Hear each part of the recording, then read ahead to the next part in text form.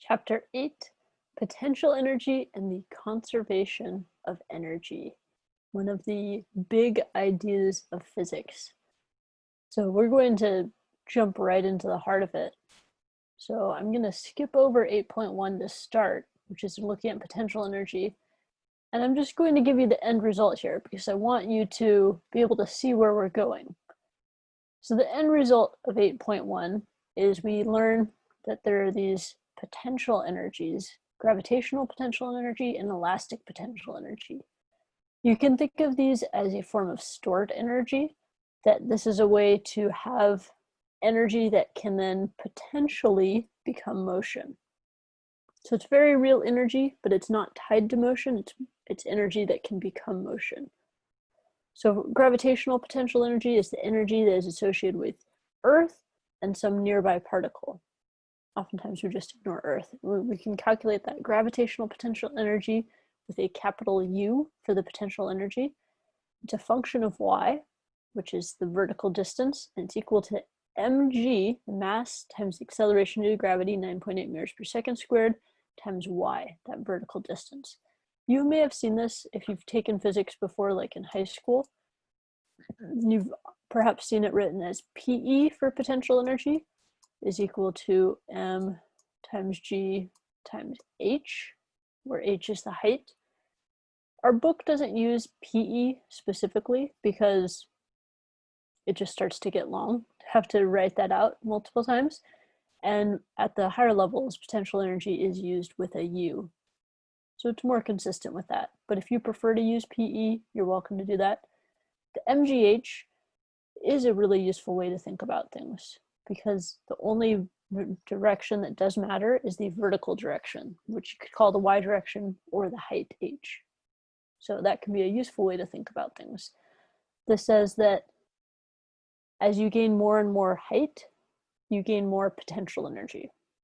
They're directly proportional. What about elastic potential energy?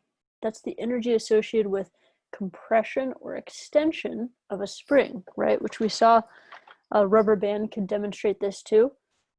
That as I stretch the rubber band, it's not moving right now, but it now has stored energy that can convert into motion, right?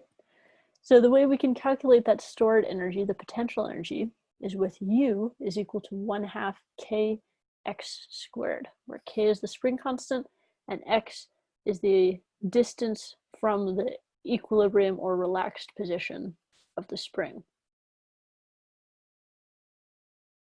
Right, so with these two potential energies, we can now get into the crux of this chapter, which is what 8.2 takes a look at.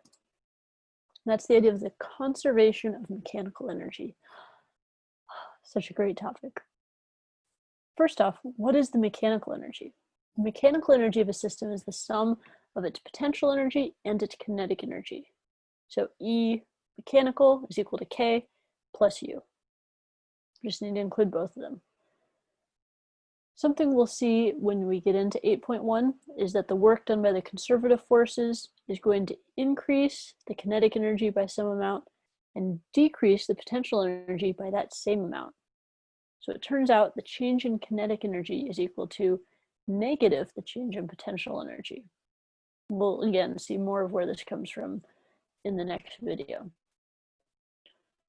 If we rearrange this and instead of using final and initial, just use 2 for the later time and 1 for the initial time, we can instead write this as two different instants of time, right? We could add the delta U to the other side.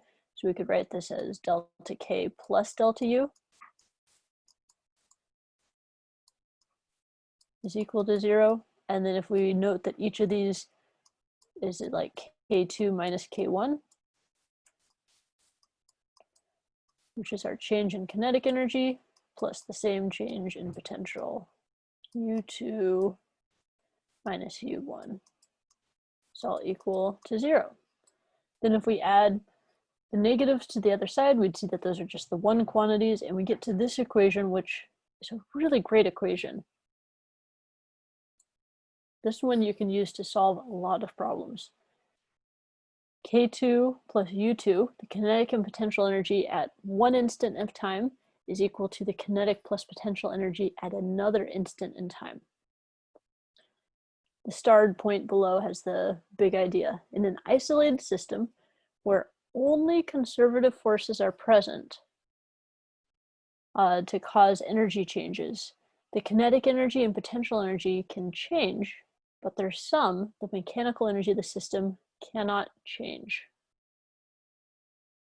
So that total E mechanical value has to stay constant. We might gain potential energy and lose kinetic energy, but they'll have to add up to the same total mechanical energy. So this idea is known as the principle of the conservation of mechanical energy. Another way we could write it is that the change in mechanical energy, delta E mech, is equal to 0, or that the sum of delta K plus delta U must be equal to 0. But the equation on the previous slide I actually find more useful, the K2 plus U2 one. That one often works really well for comparing two instants in time. And this is a really powerful tool, as I mentioned. You'll be using it a good amount. Here's why. When the mechanical energy of a system is conserved, when we can conclude that, we can relate the sum of the kinetic energy and potential energy at one instant to that at another instant without considering any of the intermediate motion in between, without finding the work done by the forces involved. So we can just say, hey, if we know this point and this point, then it doesn't matter how we got between those 2 points. If we took a straight line path, if we went down and over, if we went every which way to get to the other point, as long as we can conclude that the mechanical energy is conserved, we can just look at those two endpoints, points 1 and 2. And we'll see a little bit more on what it means for the mechanical energy to be conserved, for it to be a conservative forces changing the energy of the system. The basic key idea that will apply to our problems is as long as there's no friction and no air resistance. So problems might mention that it's on a frictionless track, or that if something's flying through the air that you can neglect air resistance. And those are clues that you go, ooh, this sounds like a case where the mechanical energy of the system is conserved. And we can use that really great tool. So you want to key into that. One application here, another problem solving tip, is to choose the lowest point in the system as U is equal to 0. The advantage of that is then at the highest point, the potential energy is at its max value and the kinetic energy is at its minimum value. What does this mean? Well, the potential energy is mgy or mgh, but y, we get to choose where the height is 0. We can put that line wherever we want to. So if we put it at the lowest point in the motion, then all of a sudden the problem becomes simpler, right? So we could have, for instance, a skateboard ramp.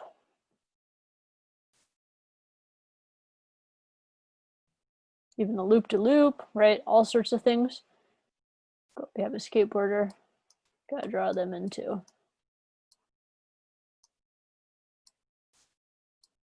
Okay, cool.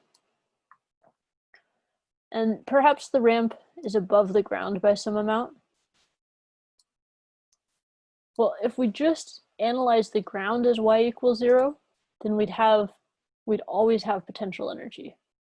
It would always be part of the equation, right? We could, if down here y is equal to 0, then at any point in the motion, we'd have some y. Like, so we could compare, this could be y2, and then there'd be some y1.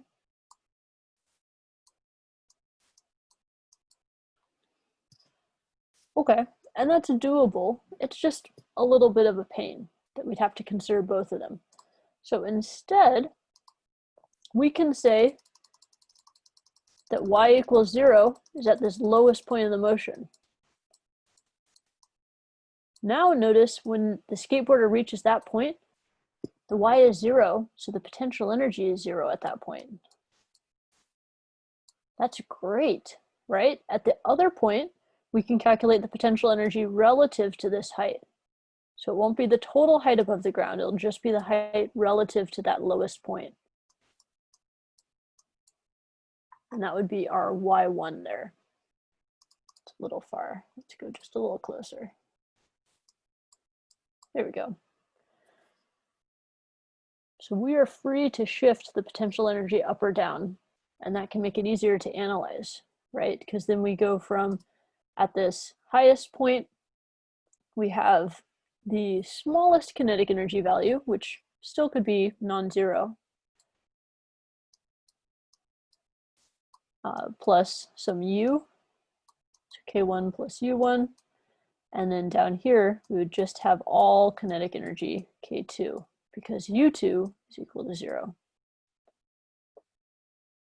That allows us to then state that the kinetic plus potential energy at point 1 becomes purely kinetic energy at point 2, right? We can plug into that equation k1 plus u1 is equal to k2 plus 0, because u2 is 0. And then we can plug in what we already know for kinetic energy, right? How do we calculate kinetic energy? Well, that's just our 1/2 mv squared.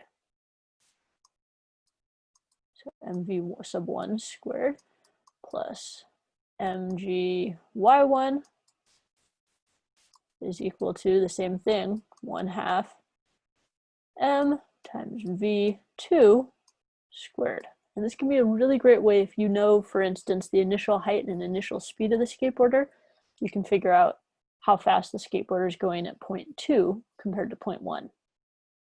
So there's a little bit of an introduction into this powerful tool of the conservation of mechanical energy. So pulling it all together, we've seen these two forms of potential energy depending on what's present: gravitational potential energy if the height is changing, the y direction, and elastic potential energy if you have basically some sort of spring involved that's either stretching or even compressing. That's also another form of stored energy. Once we have that potential energy, we can add it to the kinetic energy for the total mechanical energy. And if we have an isolated system with only conservative forces, read no friction, no air resistance, then the mechanical energy is conserved. And we can use this awesome equation of the kinetic plus potential energy at point 2, whatever that is we can choose, is equal to the kinetic plus potential energy at point 1. So there we have it, and I encourage you to investigate this in the lab this week. It will be very useful to get to take a look at that.